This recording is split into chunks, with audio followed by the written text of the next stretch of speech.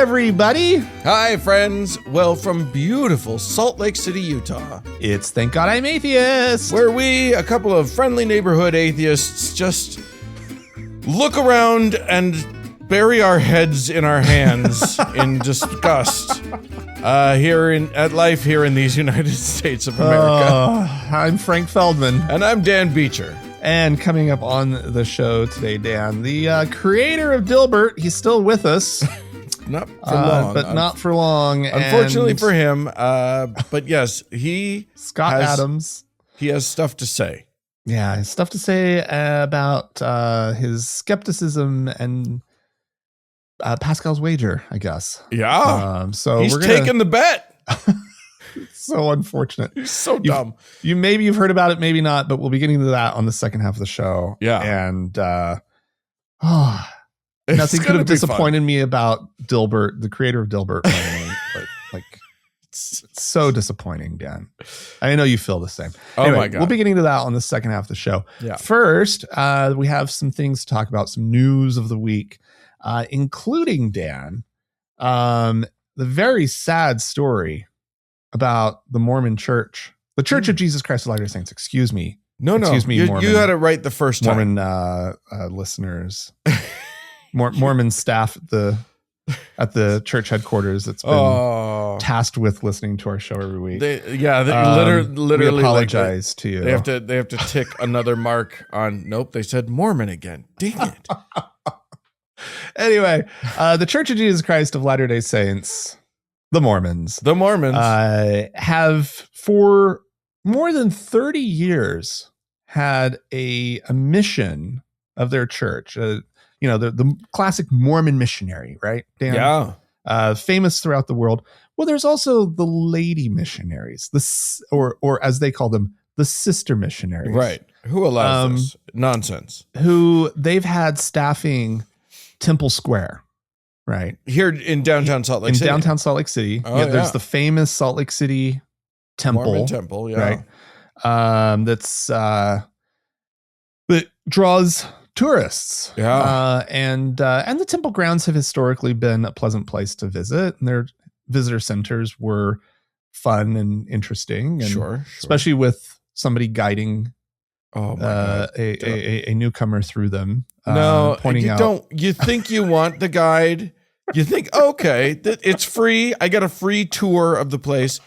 Don't do it. It's a trap. Don't do it. Anyway, you don't get any good information. You don't get any historical information. You don't get any. You just get their proselytized at. Their testimony born at you. Yeah. Anyway, there have been missionaries, sister missionaries, on Temple Square, way before that time. They started staffing Temple Square back in the 1920s. Yeah. But in the 90s, they formed it into its own special mission comprised entirely of the lady missionaries, right? Okay, yeah. Which meant that they were like district leaders and zone leaders, and they held like the positions that traditionally would have been held by the elders. Those are priesthood positions, Franklin. The mission, right? Which always made it very special. And essentially this is all they did. Apparently there was a call center and they would do some work in a call center as well. But that's the less public facing side of the whole thing. And let's be real. When sisters were called to this mission, it was largely because they were pretty. It does seem to be true, right? Yeah. Like that was always sort of like the what people would say about it. But then you go to Temple Square, even if you were like, no, they would never be so sexist, right? Yeah. It's like, no, they were. They were. they are. Literally what they were looking for was pretty faces that they could put and because all of them, they wear the name tag, and then above the name tag or below maybe is the flag of the country that sister missionary is from. Yeah. And they were looking for a multiplicity of flags and pretty faces. So anyway, they are ending this mission. This whole tradition is something that has become a bit of a tradition. The article that I read about it refers to the sort of international sisterhood that is formed up among the women who served in this mission, right? It's a plum position. I mean, that is a prestige mission. Yeah. Apparently, I mean, it's a lot of, missions are not easy for anyone, right? No. They are notoriously it's unpaid, almost slave labor. Yeah. But anyway, they're going to be staffing Temple Square now with sort of part-timers. They're going to be they're still going to use lady missionaries, but from the surrounding missions, and they're only going to be doing it part-time instead of full-time.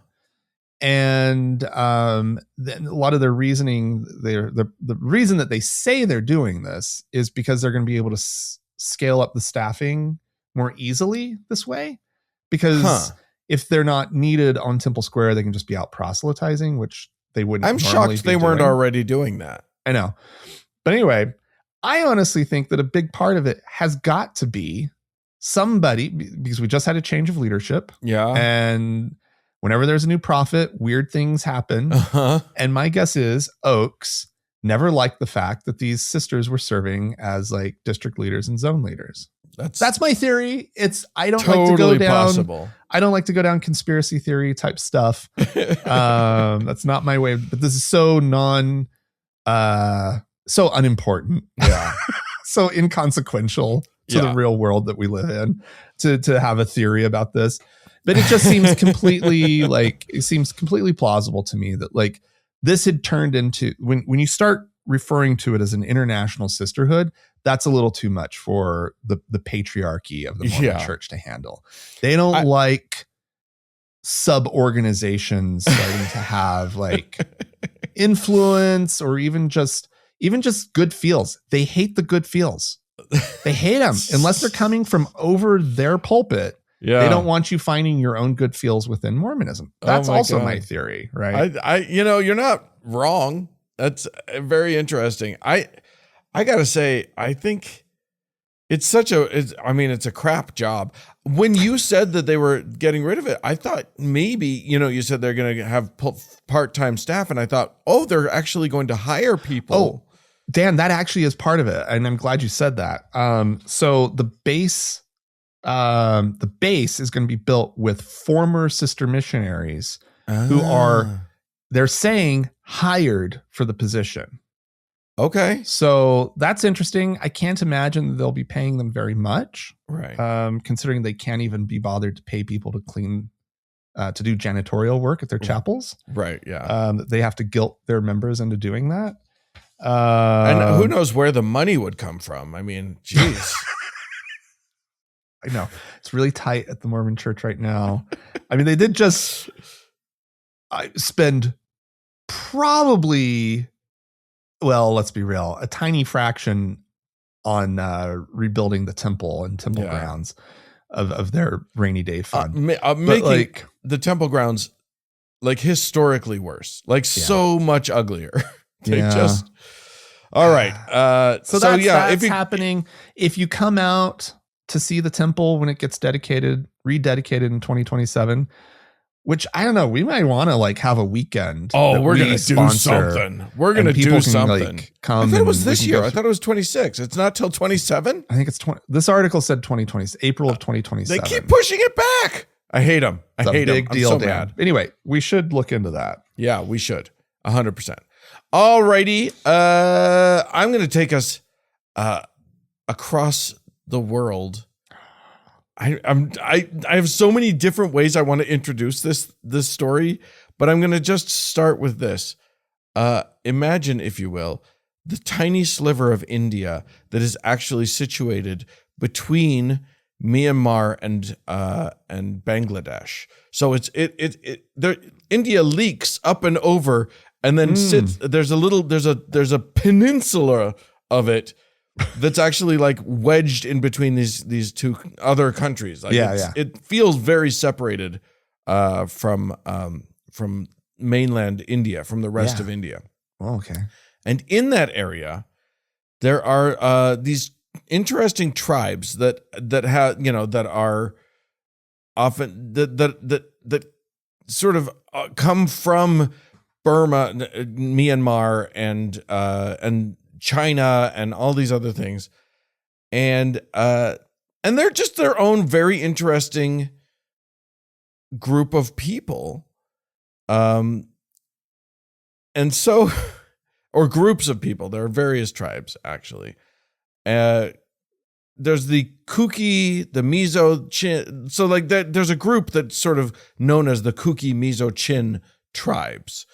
And the Mizo, and I'm not, this story just has way too many words that I'm not going to know how to pronounce. So everybody just is going to have to forgive a lot.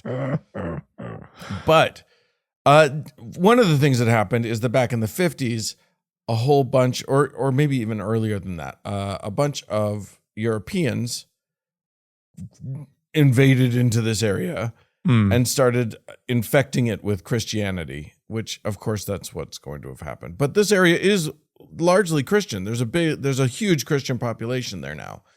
But there's also this other population that came about when a Pentecostal minister this is the part that happened in the 50s. 1951, a local Mizo Pentecostal minister had a vision. And that vision was, oh, you know who we are?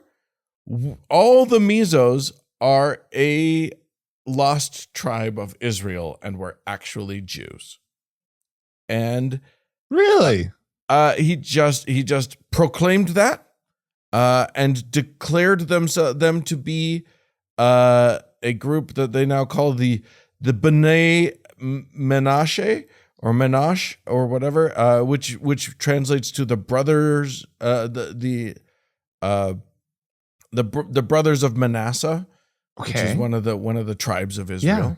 Yeah. And so they've decided that that's who they are, and a whole bunch of them, and we're talking about like fewer than 10,000 people, but they've decided that they are actually Jews who are one of the tribes of Israel, and as such they have been fighting for like decades to go back to Israel, because Israel has this rule about return. Yeah. And all of the Jews are welcome. Doesn't matter where in the diaspora you are, you can return to Israel and whatever. So this group has been fighting, and a few of them made it in, because then on the other side of this. So okay. There's one thing to like set yourself up and be like, okay, yeah, we're Jews. Are they sort of doing doing Judaism? Doing Judaism, yeah. Like, are they like sort of, kind of, sort of, yes, but not really while they're there in India. Okay. But a few of here's what happened. In the 80s, an Israeli Orthodox rabbi named Eliyahu Avichael, basically said, you know what? He was obsessed with finding the lost tribes. And these lost tribes happened when the Assyrians took over the areas, and it was the what did they call it? Man, none of the words are coming to my head today, so I hope everyone's just fine with me being a nutball. But yeah, this was the time when the Assyrians took over and they spread people out far and wide, and the exilic period is what they call it. So they, the Jews were the exiles and blah blah blah. So and they say that they lost 10 of the 12 tribes of Israel. Yeah, I don't think there were actual tribes that wandered off and were lost. Anyway, this Orthodox part of the whole thing. I mean, the Mormons get into that crap too. Mormons get crazy into that. It's so funny. And boy, would it piss off the Jews to hear how the Mormons are dealing with it. However, and it's all race-based, and it's all just terrible. That's great. Yeah. Anyway, this rabbi decided that, look, I found one. They say they're one of the lost tribes. Why don't we just say that they're one of the lost tribes? Anyway, What has recently happened is that Israel has just finally. So that guy got a few of them in, got a couple thousand of them into Israel, and now Israel has finally just said, "Yeah, okay, you can come." Really? Yeah, because but they're saying they're Jewish and they want to be Jewish and they want to be part of the Jewish community, broader Jewish community. So it's going to cost them, but like literally, Israel is apparently they found money and they are going to bring these people into Israel. They're going to put them in an area right near Nazareth, up in the Galilee area. They're going to, and Israel's saying this is a great opportunity for us to hold that area. Of course. They really care about is putting people somewhere. They're going to put some people in there. Yeah. So like there's that motivation that they're very open about. Okay. But yeah, there's this whole group of people they're going to pay to have them, like, then they have to convert. They have to go through all of the training. Yeah. And do all the stuff. They have to learn Hebrew. And then they have to convert to, they have to, like, then they will be Jews. What? There you go. It is wild. Wow. Yeah. This is very interesting. Yeah. $27 million or 90 million shekels is going to fly them in. Like, people are giving up, they're selling their businesses in India.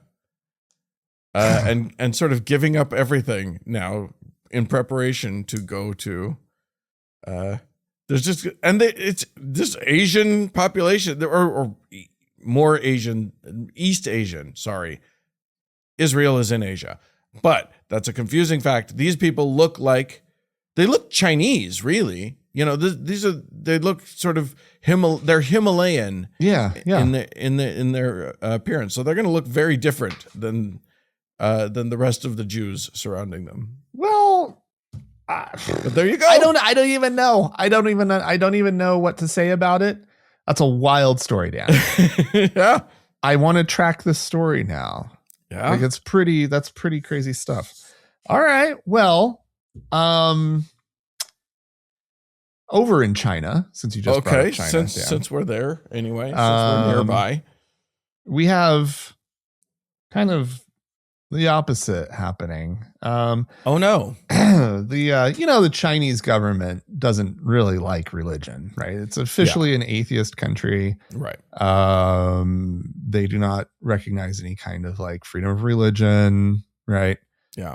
Not officially. They tolerate certain religious They activity. allow Christian churches to be up and running in China as long as their pastors are sort of approved by the Chinese government. Yeah. They, a number of years ago, they were the Chinese government was calling for the synodization of the up and running Christian churches. Okay. The Chineseification of whatever that means. Yeah.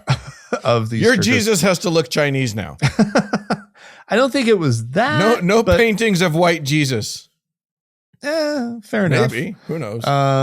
But anyway, so apparently they're in the middle of a crackdown again. Okay. There have been sort of these shadow Christian groups up and running, and actually not so shadow, like actual churches with churches, right? Yeah. Let's see. There was this article mentions 3 different churches. One in Chengdu, the Early Rain Covenant Church. One in Wenzhou, the Yeyang Church, which the Chinese government is currently attacking with bulldozers. Oh. And then there was back in October, there was something with this Zion Church, which is more underground. It's probably the biggest underground church. 30 leaders of the church were rounded up across 7 cities last year. Oh, wow. And 9 people were detained in Chengdu this week after police raided their homes and church offices. I mean, are they just Is it somebody just got to be in their bonnet? Do we know why this is happening? So these are the ones that they're not official. These pastors are not, and these leaderships, they're not sort of bowing to the Chinese authority. They're not paying their necessary obeisance to exactly. to the Chinese government. They still hold up Jesus as, and Christian God as like supreme, and the communist government doesn't want that. The communist government, the Communist Party is supreme. Yeah. They're the supreme authority. Right. And they're the top umbrella, and then Jesus is the umbrella under that. And then yeah. Apparently though, I found out that this was a tidbit I enjoyed about this article. Wenzhou, that city, Wenzhou, Wenzhou, is sometimes known as the Jerusalem of China, because there's so many Christians there. Is how they've made this connection. Wow. Okay. Not the Rome, not the Vatican of China. No. I feel like they could use a little bit of a refresher course on international religion. I have a feeling they don't care. No. I have a feeling the Chinese government does not. They don't give a shit about any of this crap, except that they want to control it. Now, a lot of this information is coming through an organization called China Aid, which is, I had to look them up. It's a Christian nonprofit human rights organization. There's a lot in there that's self-contradictory. Oh, okay. A Christian nonprofit human rights organization. Anyway. Yeah. But in the case of China, I do think that like these groups, even though they have their own sort of very Christian motivations and biases and whatnot, they are working for human rights. I do the basic right of freedom of religion, freedom of conscience. Like this is critical for humanity, I believe, to thrive. I mean, right? I get, one of the people to like as shitty as it is here right now. And as much as I applaud the further decline of religion in the United States, I want people to come to it on their own. Right. And it can't be enforced by absolutely not. We do not want that. It is funny, despite what you might read on X, for example, Christians in the US and Europe are not persecuted. However, there are places in the world where Christians actually are persecuted. Yeah, totally. And China is one of them. And if Christians weren't so loud about about being persecuted when they aren't, if it wasn't just wolf crying all the way down, this story might have some traction. And I need the Chinese government. Yeah, I need the Chinese government to stop with this kind of stuff, because all it does is fuel the narrative of Christian persecution. Right. Yeah. And, but no, you're totally right to point that out. This is real Christian persecution. It is something that Christians in the United States can point to as real. Yeah. I just wish that it didn't fuel their own sense of persecution. Yeah. Right. That it didn't make them feel like, see, look, there's some Christians forces in the United States. The rise of the nuns in the United States would want this kind of thing for the Christians here. Right. Absolutely not. No. Christians go Christian. Just leave us alone. Right. Yeah. Because Christian persecution here comprises, like, they feel persecuted when we just say things like, please stop proselytizing at us when we don't want it. Yeah. Like that's their version of persecution. Right. Is us being like, please stop. Yeah. Whereas these people are actually being rounded up and detained. Yeah.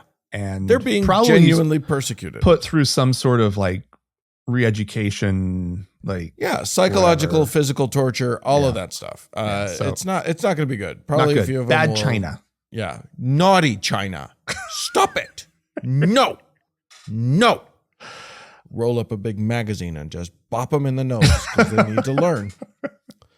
All right. Well, I'm going to bring us back to here since we're in not fun territory. I'm going to keep it a little not fun.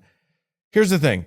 I don't even remember if we've reported on this before, but back in 2021, we've reported on the fact that the Diocese of New Orleans in Louisiana has declared bankruptcy, and they are, because a bunch of people started suing, just like all over the country, a bunch of people started suing them for not protecting them from the child rapists and the abusers in their midst.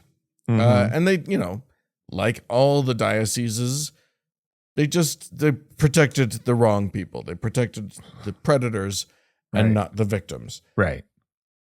And so there's a lot of victims that sued. They declared bankruptcy. That changes the game, and then anyway, there's a whole bunch of documents that are under seal that are that can't be broadcast out, and that only the lawyers on either side of this are really able to look at. Well, one of those lawyers is a man named Richard Trahant. I don't know how he says it, but this guy, was looking. He represents a bunch of the victims. And he was looking through these documents, and he discovered the name of a pastor, of a priest who had allegations against him extant. There was a woman who says that he groomed her and then touched her inappropriately. He was apparently never charged with anything because though she was 17, apparently at the time in the 90s when this happened, in Louisiana, the legal age of consent was 16. So she was technically not a minor by the laws of that time, even though by the laws of this time she was. Anyway, this guy found out, this lawyer found out that this guy was a chaplain at a local high school. And so he reached out to the principal of that high school, who apparently was his cousin. That's interesting. And he just said, "Hey, is this guy still a chaplain at your high school?" This is a text message chain that that is apparently now in the public record. He's just said, "Hey, is this guy the chaplain at your high school?" The principal said, "Yes." And then he said, "You and I need to get together soon." And the principal wrote back, "Shit." And he said, "Indeed." Because the principal obviously knew what Trahant's job was. And and he said, "Yeah, that's an ominous question coming from you." So yeah, he basically alerted this principal to the fact that he had a predator in his midst. Yeah. Then that, like days after that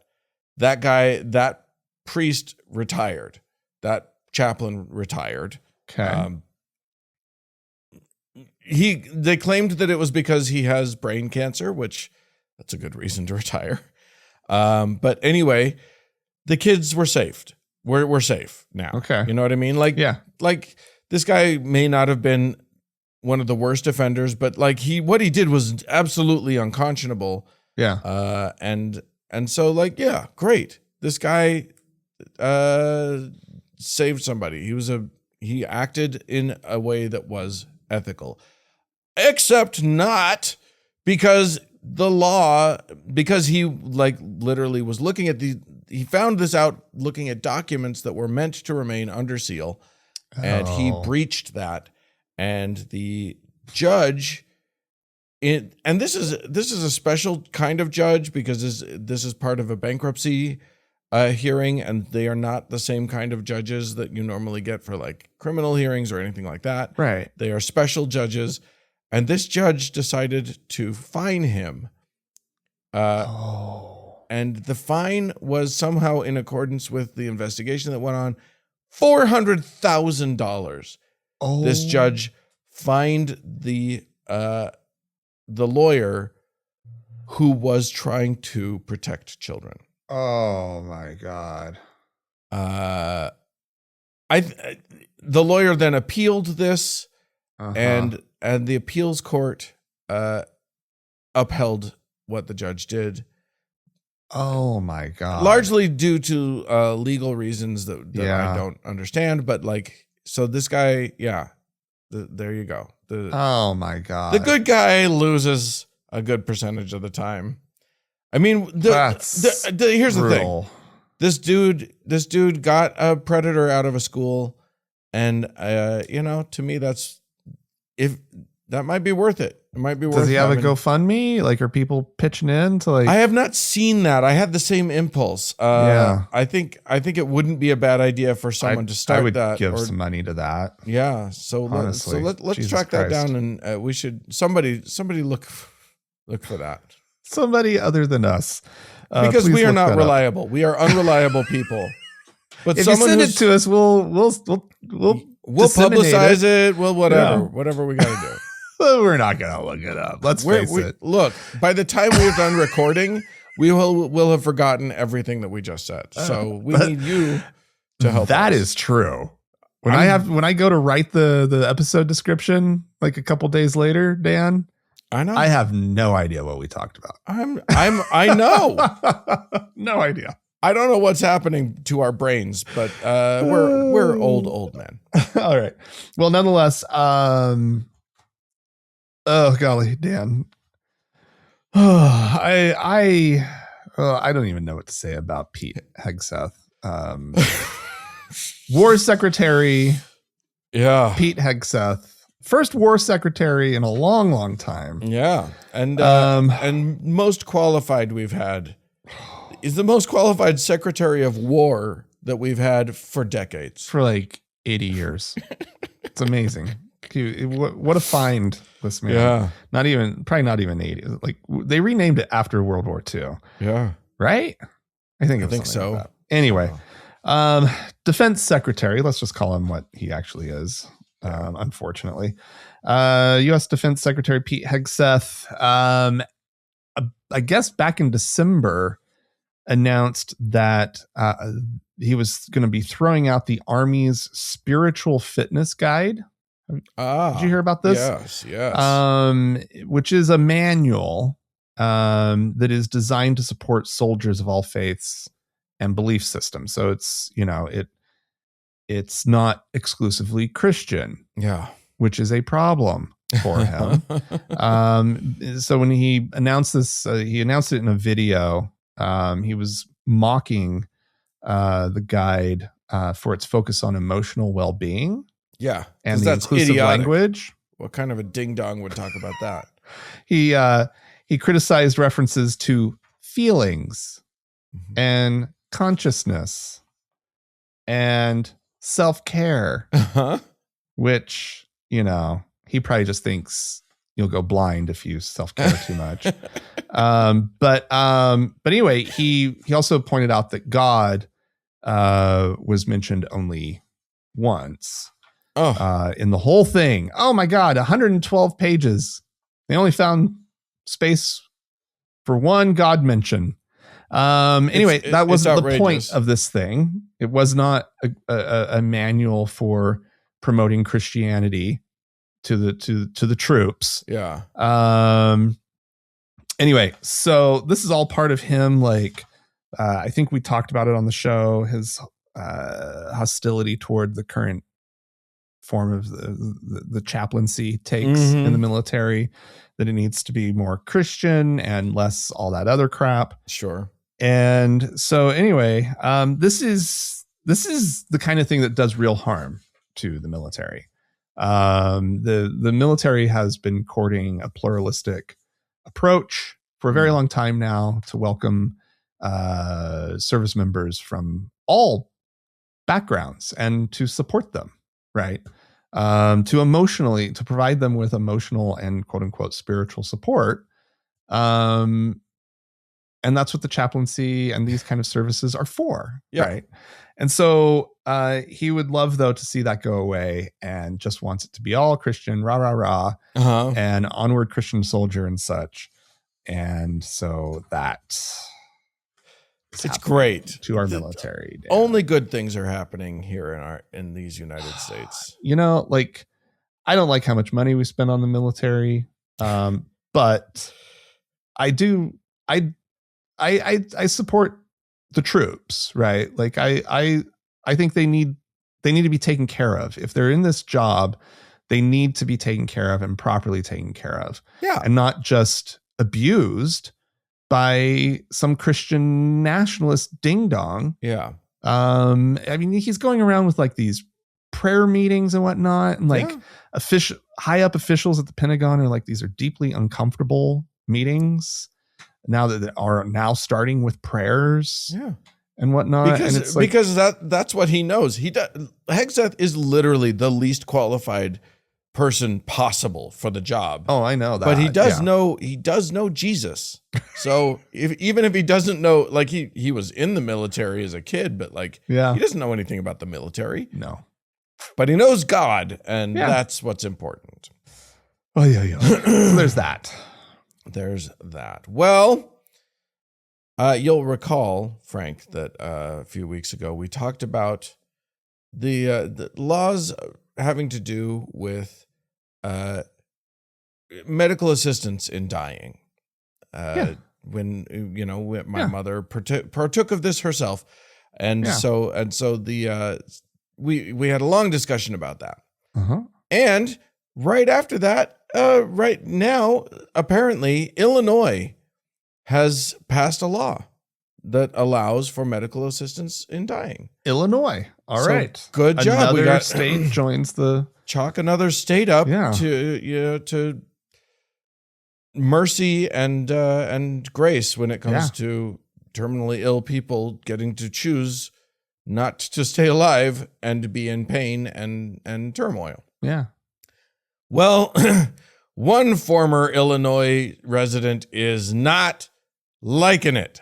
Oh, no. Pope Leo has chimed in and is pissed. Of course. Yeah. Of course he would hate that. Of course he would hate it, because mercy is not what the Catholic Church is actually all about. When it comes to like death and dying. No, drag it out. Yeah. That suffering, Christ is in that suffering. Oh, it's so good. I don't know if you've ever felt it. It's kind of like a sauna. You're uncomfortable, but it's good for you. You got to sweat out all the Satan, or something. Yeah. No, Leo had this to say. Pope Bob would have this to say. I would invite all people, especially in these Christmas days, this was a couple of weeks ago, to reflect upon the nature of human life, the goodness of human life. God became human like us to show us what it means to really live human life. And I hope and pray that the respect for life will once again grow in all moments of human existence, from conception to natural death. Shut the fuck up, you piece of shit. You stinking pile of crap. It's such a pat, ugly, stupid thing to say. Jesus didn't get to a natural human death. What are we talking about here? No, he was put out of his misery. Yeah. I mean, too soon Too soon for Jesus. It's just so infuriating. Shut up. Yeah. About the sanctity of life. How about the sanctity of living, right? Yeah. The sanctity of our lives, that we get to be the ones who get to hold our lives sacred, right? It's such a bullshit. Like, this is a man who has seen the indignities of age and end of life is a cavalcade of horrors. Yeah. And yet you would have them live that extra 3 months in pain with nothing good happening. Mm-mm. No, you're just torturing the elderly. Yeah. Right. Like literally. Yeah. Keeping them alive. Yeah, no, like we should be the ones in charge of our lives. We should be the ones who are like, hey, this is worth living. Right. Right. This is, I'm like, or this is like, I don't want people who like, obviously it's people who are of sound mind. Yes. Need and who are facing the end of their lives deserve this right. Absolutely. We're not talking about suicide here, right? I'm talking about people deciding that their diagnosis is not something they're able to live through. Right? Everything else is bad from here on in. Yeah. And getting worse. Yeah. The prognosis you get to is bad. choose. Yeah. They deserve a way out. And I think that's respecting life in my mind. Yeah. And I know that's like, it's obviously coming from an extremely different perspective, but it like Jesus coming and living amongst us to show us the value of life. I never got that out of Jesus's message at all. No. Or Jesus's life.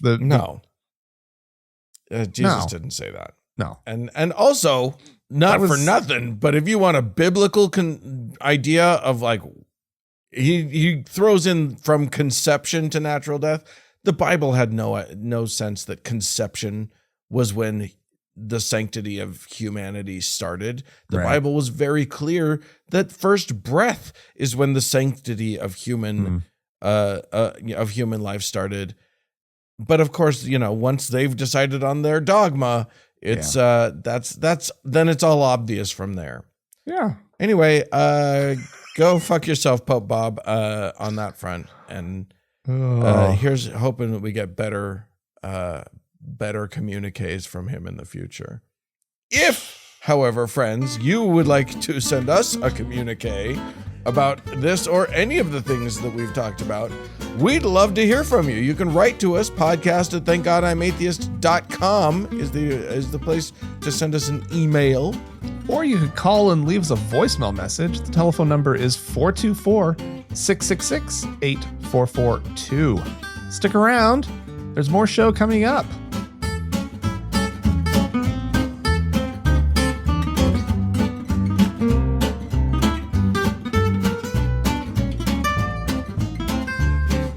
Well, Frank, we've had some folks write into us and call into us, so I think we should get to it.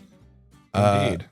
We'll start with Loki, who wrote in to say, "Hey, Frank and Dan, longtime listener. I was listening to the latest episode, and I wanted to address some points you made near the end of it. Now, while I fully agree with you that the purity culture on both the left and the right are absurd to the nth degree, I am curious more about the point you made on the plurality of outrage that you see on the left. To me, the way you were wording it sounded like the way I hear conservatives describe the left's outrage. It sounds like we can only ever be focused on one thing at a time instead of the truth of it, where we can be outraged over a multitude of things, even though only one may come up in a given instance. For example, you brought up how generative AI models are using more potable water than the entire bottled water industry, which, while true, so does the golf industry. You then used this as an example of selective outrage, but I'd argue it falls under the same fallacious argument that the conservatives use. I don't think you would find many leftists that think the golf industry using that much potable water is acceptable either. The difference, like you point out, between the left and right's narratives is the outcome and consequences. There's a multifaceted reason people view generative AI as bad, whereas golf is only bad off the top of my head for using so much water and the general elitist views around the sport. Just wanted to get a more nuanced understanding on your position, if you could. Thanks for your time. I think Loki is right to point out that we weren't being particularly nuanced in that discussion. We only have so much time, and that's true. But I don't know. I'm not even sure what specifically we managed to say, because as we pointed out earlier in the show, we don't listen to the show. I honestly don't remember it in great detail either. Except in my mind, pointing out, and I think you pointed it out, but like the whole thing about the golf courses and everything, it just puts it into perspective of what we're talking about. Like that's how I see something like that, of like, to give you a sense of like, I don't hear tons of outrage about golf courses. Right. But if you're going to use that as a justification, why not? Let's hear something about golf courses. That's what I would say. I mean, it's like one of those things where be consistent. If you're so concerned about water usage, like bring them up at the same time, like go after them both. Right. Or just realize, I feel like the nuanced position is just, generative AI is using a lot of electricity and a lot of water. But in the scheme of things, we need to have a broader view of how much it actually is, and where are these things, and is water a scarce resource in those particular areas? Yeah. And like you can't just say it uses too much water and then that's your rallying cry. Yeah, that's the lack of nuance that we were calling out. I hope that was, yeah, or that we were trying to. We may have been terrible at it. Yeah, I mean, the scarcity of water as a resource is a funny one to me. But yeah, well, I mean, oops. Because it is in some areas. We live in an area where it's extremely scarce, right? If there was the entire Western U.S. water is extremely scarce. If ChatGPT had a place, a server farm here in Salt Lake City, we would rightly want to run them out on a rail. Yeah, because we literally don't have the water. We don't have the water for it. Yeah, you can't. But if it's somewhere where they have plenty of water, which plenty of places do. Then I don't think it's a valid critique at that point. I think that's what we're on about. Is just like, I think a lot of the left's big positions that people get outraged about are unnuanced, just like the ones on the right are, and we need to be better about it. We need to be smarter about it than they are. Yeah, absolutely agree with that. Stop pillorying our allies when they don't fall all the way, onto the side that you're demanding everyone be on. I think that's what our point was. Yeah. So I don't know if that clarifies things for Loki or not. But that's where, there you can write into us and tell us we need to do better. Tell us how far off we still are. Yeah. So. We did have a voicemail, did we not? We did indeed, Dan. This is a familiar voice for longtime listeners of the show who's calling in about, we were talking about the Christian singer on an airplane. What would you do, right? What would you do if some Christian stands up and starts singing praise songs? Yeah. During your flight? Let's talk to Donnie about it. Here we go. Hey, Frank and Dan, it's Donnie, Mount Shasta, California. I was catching up on some episodes, and I was listening to the Entitlement Reaches 30,000 Feet episode, and my husband had watched this video about it and showed it to me, and he's like, and we were talking about what we would do if we were ever in that situation, and he was like, I can tell you exactly what I would do. He's like, I would walk back to the stewardess, and I would just say, you have 1 minute to put a stop to that before my husband and I stand up and start loudly proclaiming Hail Satan until the music comes to an end. And he's like, because that way now it's the stewardess's problem and you're not being directly disruptive or combative. You're making sure that they can put a stop to it before you start doing what you want to do. So I just thought that was funny. And the image of, because, we're not sadists, but the image of doing that just seems so funny in my head. Anyway, guys, always enjoy the show. Thanks. Have a good day. Can I just beg somebody out there to start? Can we just start standing up in the middle of flights and singing Satanist songs? I don't even know what that looks like, but just do exactly what they do, but just with nice Satanist songs. We don't need to wait for them. Why do we need to wait for them to annoy us on a plane? Terrible advice, Dan. This is terrible. The terrible idea. No, actually, I like this. It's the threat. Putting before you do your big reaction, your big, let's face it, also antisocial reaction. Yeah. Put the flight attendants on notice. Yeah. Let them know what's about to happen Yeah. if they don't stop this very highly inappropriate thing. Just so that you know, we don't want to be mean. I don't want to raise a fuss, but I believe our Lord and Savior Satan deserves equal time. So if we're going to do one, it's fair to do the other. So clock's ticking. Yeah. Just FYI. 1 minute. I love it. Love it. All right. Well, and I'm sure that would go over great. Do we have some folks to thank? We do, Dan. We have a couple new patrons over on Patreon. Lovely. These are people who went to our website, Dan. thankgodimatheist.com/donate and signed up to be supporters of the show. So we have, and you can too. Yeah. Listener. Listen.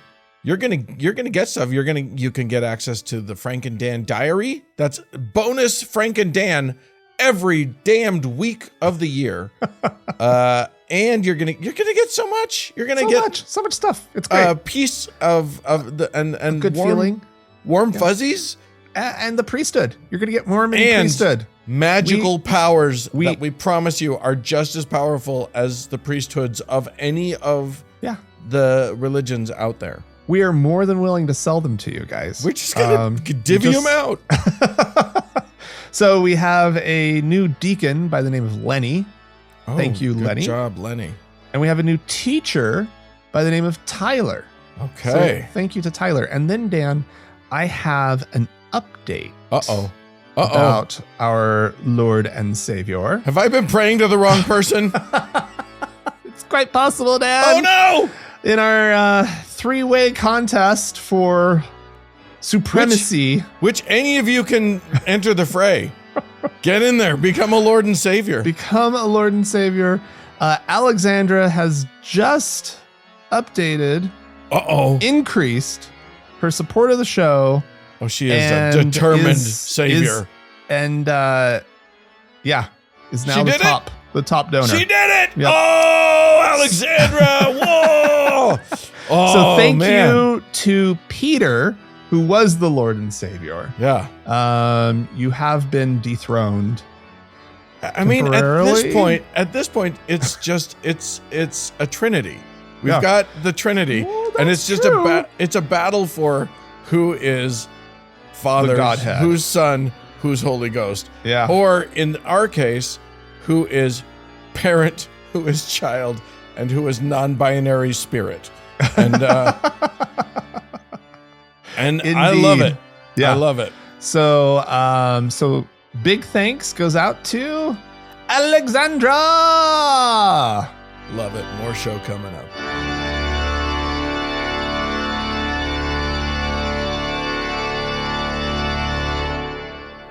Well, Frank, you sent me an article which was a different article to the one that first alerted me. Oh, yeah. To the situation we're about to talk about. Yeah. Because I first saw it on the local Deseret News, the Mormon-owned Deseret News. Yeah. That had an article about Dilbert creator Scott Adams. You sent me the Christian Post article about it, which was delightful, by the way.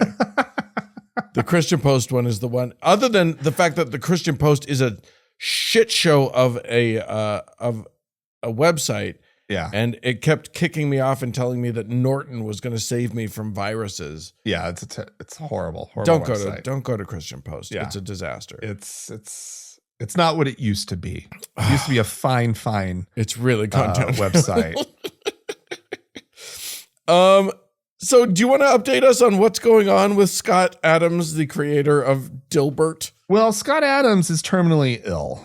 right. He has terminal prostate cancer. He's 68 years old.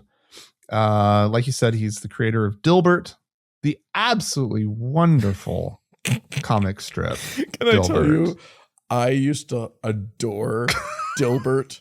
Like in the 90s, I'm sure you did. Loved Dilbert so much. I'm sure you did. How do you feel about Dave Barry, Dan? Oh my God, I loved Dave Barry so much. Is there a third one? The 90s humorists in the triumvirate of 90s, like. Yeah, I don't know. Yeah, I loved them both. I don't have a third, but anyway, Dan. Yeah. So a very famous comic strip, a very popular comic strip. Yeah. Sort of set in an office setting at some sort of like tech company, probably. Yeah. They were doing like a lot of computer programming, like humor and whatnot. And over the years, Dilbert has gained many a stain on its reputation because Scott Adams has turned out to be quite a piece of shit.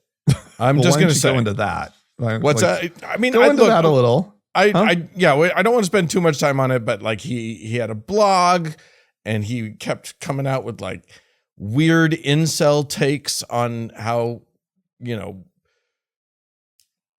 male violence is because women are being too stingy with their sex towards young men. And like he declared himself like, what? I have the quote somewhere because it was genuinely shocking.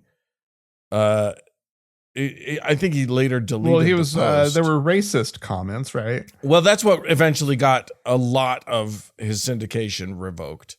Yeah, a lot of people dropped him because he made a comment about there was something about a question that a pollster, some poll where it was like, what do you think about the sentence? Is it okay to be white? Right. And then, a bunch of black people came back and were like, no, I think, and whatever, you can have a discussion about what that means. Yeah, sure. What they're saying when they say no. But what he took it to be was move out of black neighborhoods. Don't associate with black people because they're in a race war against us and they're a hate group. Black people are a hate group now because they hate us. Yeah. And it makes sense for us not to associate with them. Wow. Okay. Which was he took it a little too personally. Yeah. Just a little too personally. He was an unhinged guy, and very right wing and very Trumpy and didn't necessarily always. I guess the comic strip wasn't political per se. No, it was largely not. It was workplace culture and dumb bosses and sitting through horrible meetings. I mean, these were the themes that the show the comic strip dealt with. Well, anyway, he's sick. I don't know what it's like to stare down terminal illness. No. But he is. Mm-hmm. And he was also famously a skeptic, right? He was a non-believer. And fairly open about it, I guess. Yeah. I mean, people knew that he was when asked, he would. Well, anyway, he is taking Pascal up on his wager. Oh my God. And he is accepting and converting to Christianity before he dies so that, he basically can hedge his bet about, his, the afterlife. Here's the thing. Pascal's wager, for those of you who don't know, is basically like, it's this, Blaise Pascal was a theologian and a philosopher. And he basically just said, if you believe in God, and you're wrong, then after your death, nothing happens and you're not out anything. But if you don't believe in God and you're wrong, then after death, you go to hell. Whereas if you just choose to believe in God as a sort of, as a stopgap, as a sort of, even just as a cynical play, then, after death, you go to heaven and if you're wrong, then nothing happens. So it's a good wager. Right. Which obviously, then everybody in the universe with a brain was like, Christianity is not the only proposed afterlife. And you could just, I think Homer Simpson had the best refutation of Pascal's wager, which was just like, but what if it's one of the other guys? I could be pissing them off more and more every time I go to church or whatever. Anyway. Yeah. It's essentially, as soon as God enters the conversation, it is a no-win scenario for humanity, right? There's no way to wager yourself into a better position, because if it's this Christian God who will just take your cynical deathbed conversion on face value and not what was in your heart, right? This God keeps getting shittier, Dan. The more I learn about this Christian God, the more horrifying of a figure it is. And the thing that is horrifying is that Christians are gobbling this shit up. Some of them are. Yeah. I mean, yes, there are lots of tweets out there that are like, hooray, he's going to be a Christian. Yeah. But even in the Christian Post article, there's this little bit that's like, he's doing this. It's not how Christianity actually works. He's getting it wrong.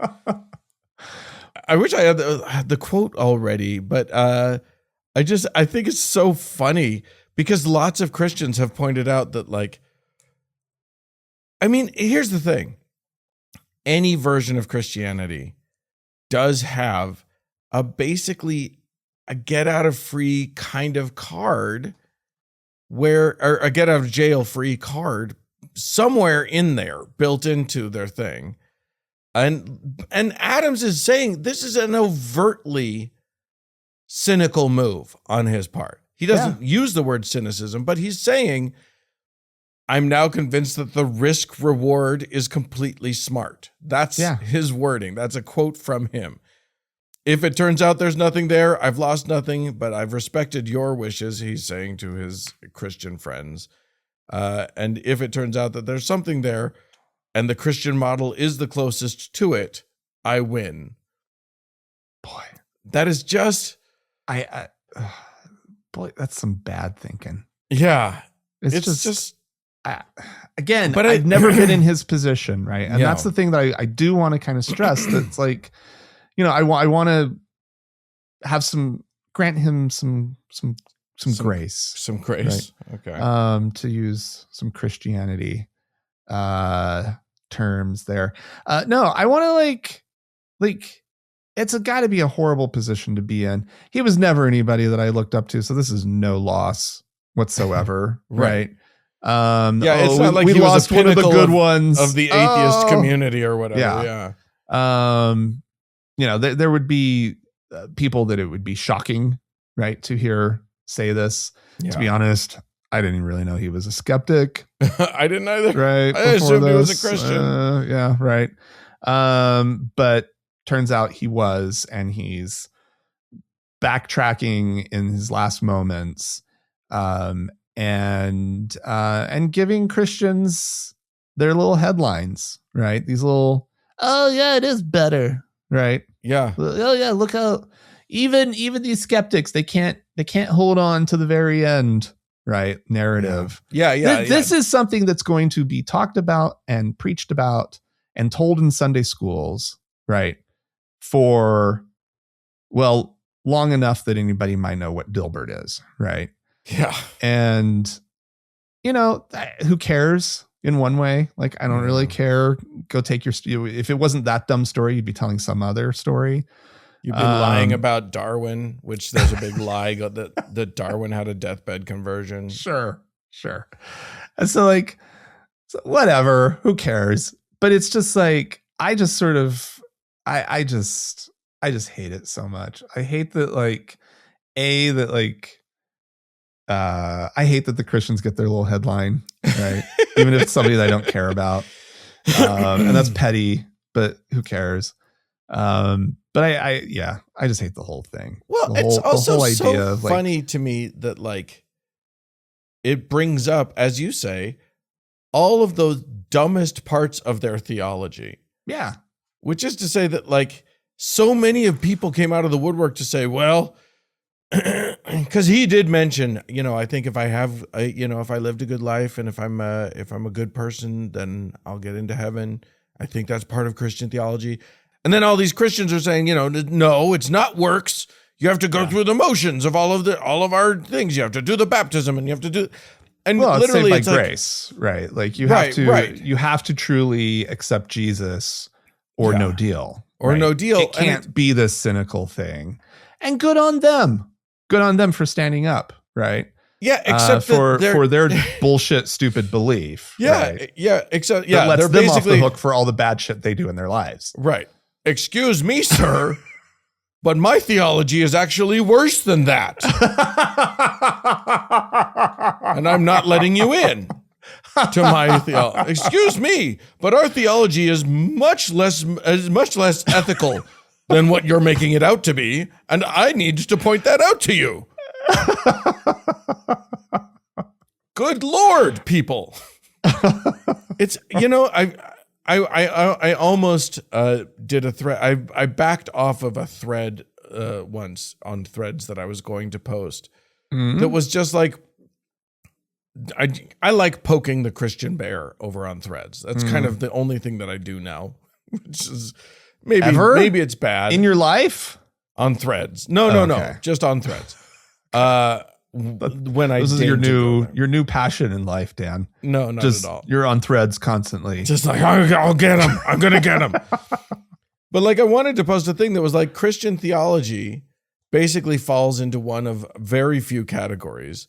And the categories are basically like illusory, obvious, like the only good ones are the ones that are the most obvious things that everybody has come to. You know, don't steal, don't murder. Those are just like every society has those. Sure. Or nonsensical or cruel. Like those are the categories that you have. None of them are like useful except for the obvious ones.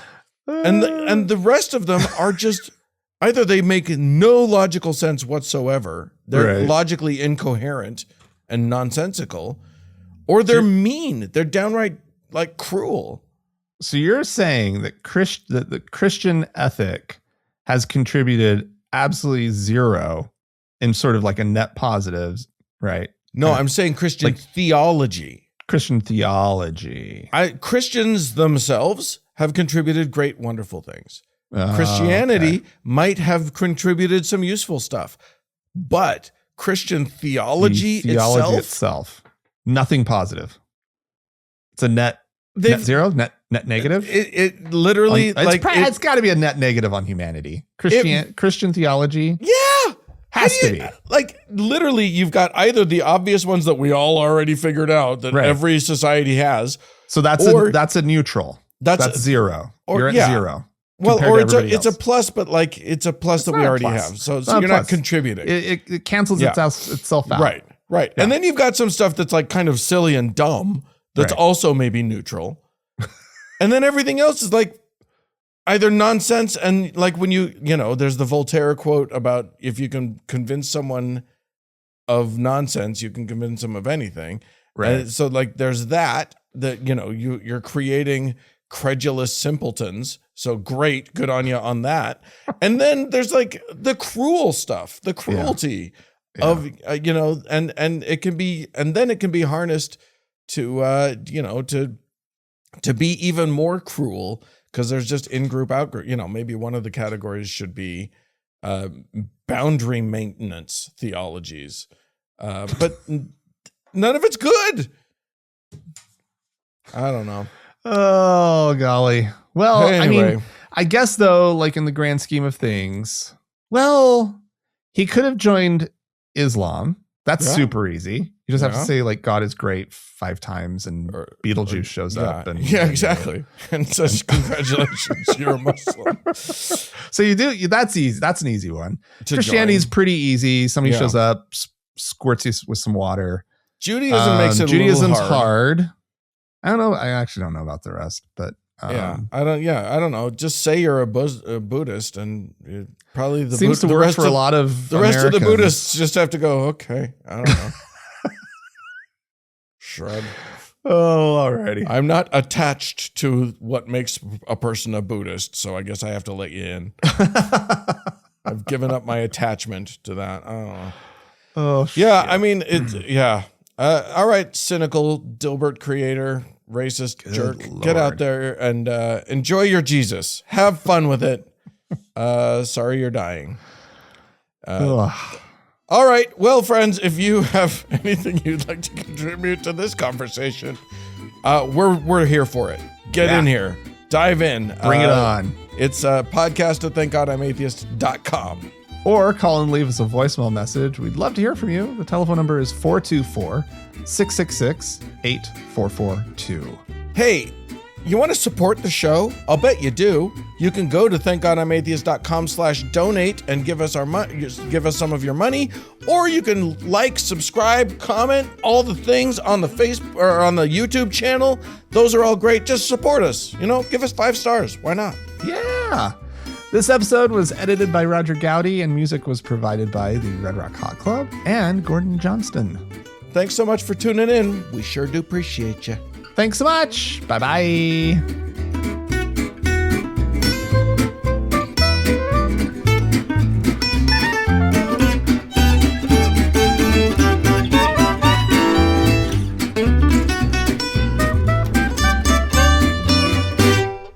Thank God I'm Atheist is a production of TGIA Media, LLC, copyright 2025, all rights reserved.